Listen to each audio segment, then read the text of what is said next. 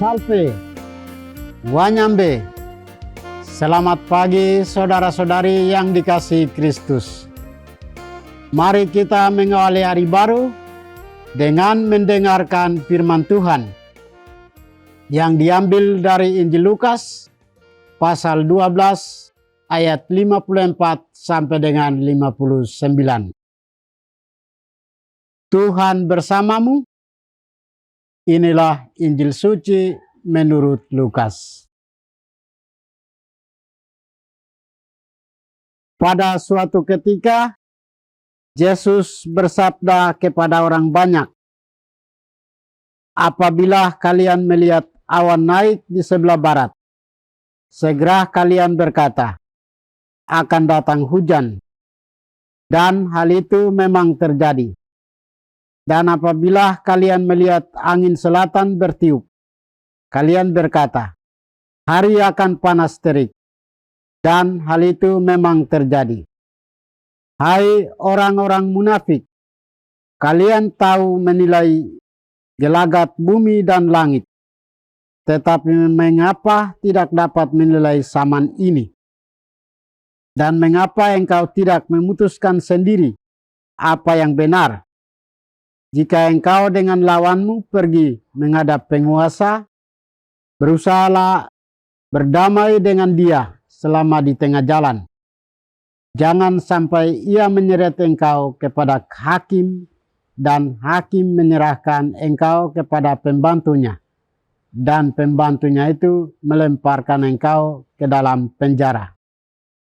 Aku berkata kepadamu, engkau takkan keluar dari sana sebelum melunasi utangmu. Demikianlah sabda Tuhan. Saudara-saudari yang dikasihi Kristus, tema kita hari ini adalah membaca tanda-tanda zaman. Dalam bacaan Injil hari ini, Yesus mengajar para muridnya dan kepada banyak orang tentang membaca tanda-tanda zaman. Melalui sabda Yesus hari ini, Yesus mengajarkan kita untuk mengamati tanda-tanda kedatangan Allah pada akhir zaman. Untuk membaca tanda-tanda zaman itu, Yesus menggambarkannya dengan awan dan angin. Ia berkata, apabila kamu melihat awan naik di sebelah barat, segera kamu berkata, akan datang hujan. Dan hal itu memang terjadi. Apabila kamu melihat angin selatan bertiup, kamu berkata, hari akan panas terik. Dan hal itu memang terjadi. Tuhan Yesus mengajarkan kita untuk senantiasa waspada dan selalu siap sedia menyambut kedatangan Tuhan. Untuk menyambut kedatangannya itu, kita mesti selalu menguatkan iman, mendengarkan firman Allah, dan memperdalam hubungan dengan Allah. Sebab semuanya akan berlalu, tetapi sabda Allah akan kekal abadi. Yesus berkata, langit dan bumi akan berlalu, tetapi perkataanku tidak akan berlalu. Ayat ini mengajak kita untuk membangun kepekaan untuk kedatangannya. Kita selalu berpegang pada firman-Nya dan selalu mengarahkan mata hati kepada Allah. Saudara-saudari terkasih, berbagai perumpamaan tentang akhir zaman mengingatkan kita untuk selalu berjaga-jaga dan waspada.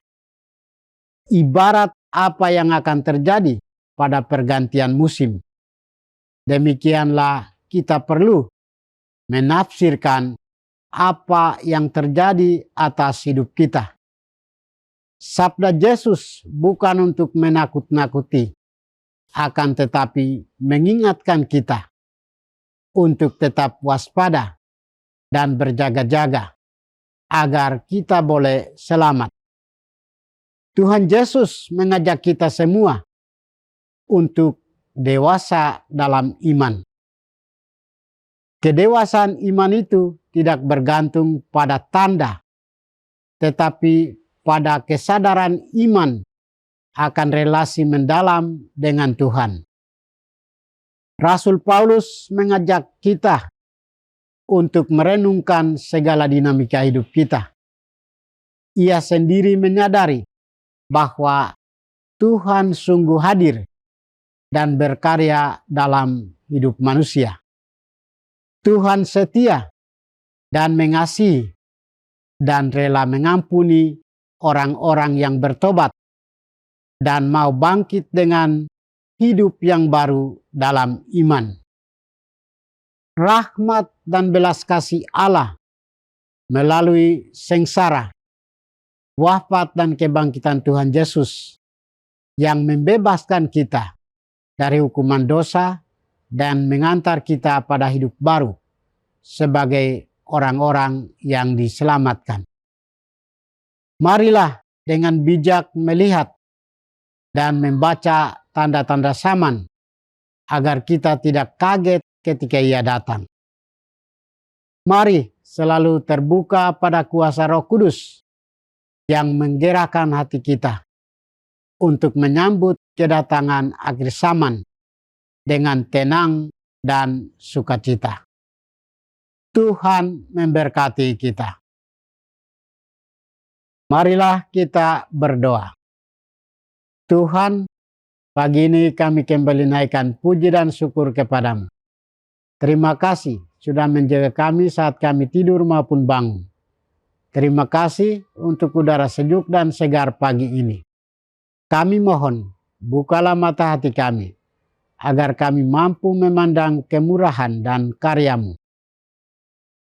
Mampukanlah kami, agar kami boleh memuji dan memuliakan melalui pekerjaan dan pelayanan kami hari ini. Bukalah hati kami, agar kami menyadari kesalahan kami dan bertobat. Semoga dengan rendah hati kami menerima rahmat-Mu yang tinggal dalam hati kami. Kristus terang dunia, berkatilah keluarga kami. Jadikanlah kami alat kasih-Mu dan pantaskanlah kami menjadi hamba-Mu yang setia. Demi Kristus, Tuhan dan pengantara kami. Tuhan bersamamu.